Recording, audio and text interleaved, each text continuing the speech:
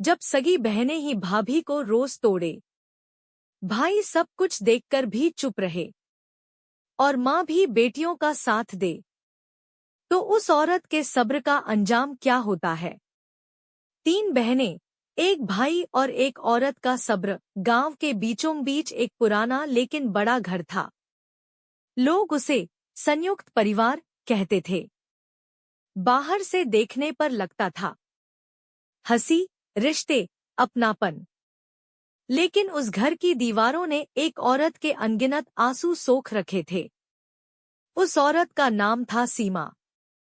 सीमा ज्यादा पढ़ी लिखी नहीं थी, पर संस्कारों में पली बड़ी थी। उसने हमेशा सिखा था, बड़ों की इज्जत करो, पति का साथ निभाओ और घर को जोड़कर रखो। सीमा की शादी हुई रमेश से। रमेश शांत स्वभाव का आदमी था, न ज्यादा बोलना, न ज्यादा झगड़ा।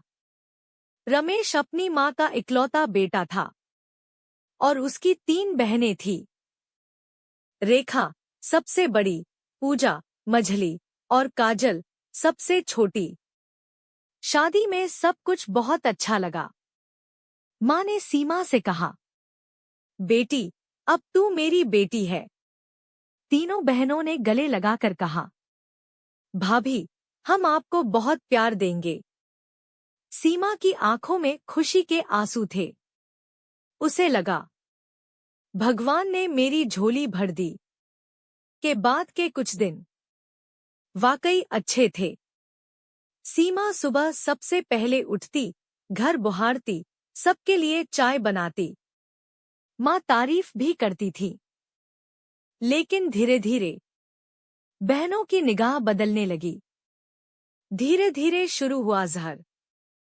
रेखा कहती, भाभी, हमारे घर में ऐसे काम नहीं होता। पूजा कहती, माँ, इसे ढंग से कुछ आता ही नहीं। काजल हंसकर बोलती, भैया, आपकी पत्नी बहुत सीधी है। सीमा सब सुनती, पर चुप रहती। वो सोचती, नहीं हूं, सब्र रखना चाहिए। माँ का झुका हुआ फैसला। सीमा को उम्मीद थी कि सास कम से कम सच देखेंगी, लेकिन सास का जवाब हर बार एक सा होता, मेरी बेटियां गलत नहीं हो सकती। तीनों की एक बात है। सीमा समझ गई, यहाँ सच्चाई नहीं, गिनती चलती है। 3 बनाम 1। सबसे बड़ा दर्द रमेश की चुप्पी थी।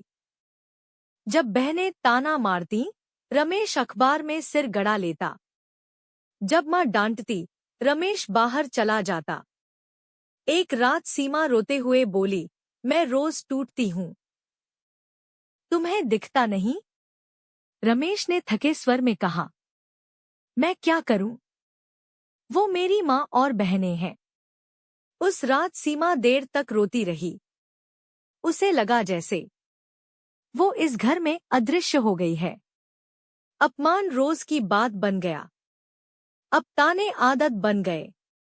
अगर खाना जरा कम नमक का हो, कुछ नहीं आता। अगर ज्यादा बन जाए, बेकार में खर्च। अगर सीमा बीमार हो, नाटक। एक दिन पूजा के गहने नहीं मिले। पूजा चिल्लाई, माँ, मेरे झुमके नहीं मिल रहे। माँ ने बिना पूछे कहा, सीमा, तूने ही रखे होंगे। सीमा का शरीर कांप गया। पहली बार उसने कहा, मैं चोर नहीं हूं। तीनों बहनों ने एक साथ कहा, तो फिर गए कहा। रमेश सामने खड़ा था और फिर भी चुप। एक दिन तीनों बहनों ने मिलकर कहा, आज तू रसोई में मत आना। सीमा पूरा दिन बिना खाए रही। शाम को रमेश आया, पर उसने भी कुछ नहीं पूछा। उस रात सीमा ने भूखे पेट आंसू पिए। अंदर टूटती सीमा। सीमा अब पहले जैसी नहीं रही।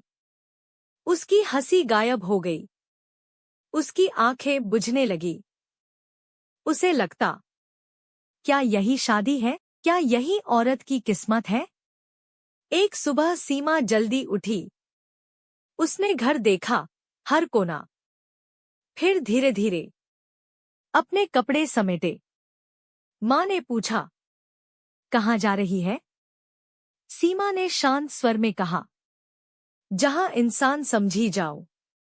रमेश ने पहली बार कहा, तू जा रही है? सीमा बोली, मैं नहीं, मेरा सब्र जा रहा है। मायके में सच।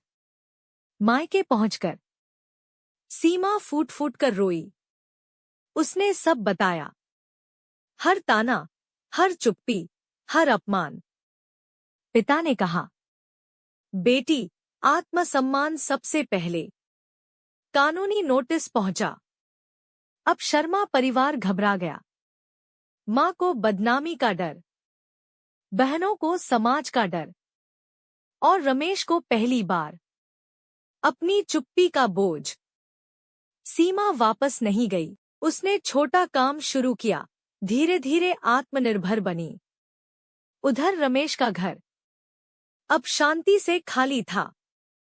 तब सबको समझ आया, जिस औरत को कमजोर समझा वही सबसे मजबूत थी। सब्र और सहनशीलता तब तक ही अच्छी है जब तक आत्मसम्मान जिंदा हो।